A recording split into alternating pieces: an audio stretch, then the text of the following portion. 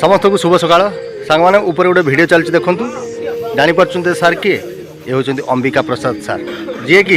गरीब लोकंर सुख दुखर साथी थे आम बालियापाड़ में जुगाण अधिकारी भाव में चाकरी करते आते ये सारंकर बदली होती देखु साधारण माटीए लोक मैंने केमती भाव विहल हो जाती कहीं होती ना अंबिका प्रसाद सारंकर बदली भोगराई किंतु से बदली को साधारण लोक मैंने केबे भी ग्रहण कर कारण ये सार निज कर्तव्य केबे भी हेला करना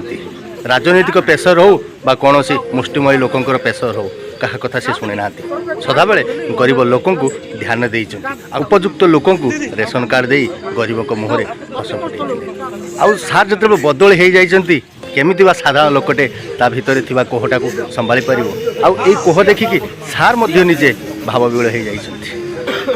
देखिले ना यही हूँ भाई मानविकता किंतु आजिर ऑफिसर माने केवल निज पॉकेट गरम करिया पाई सरकारी चाकरी खोजुछन्ति समस्ते अंबिका प्रसाद सार पाखरु किछि शिखंतु आ तांको बळे हवा पाई चेष्टा करंतु मु तो कहूची सार बालिया पाण कोन जो जगार रहिबे से भलिया काम करिवे आ समस्तंकर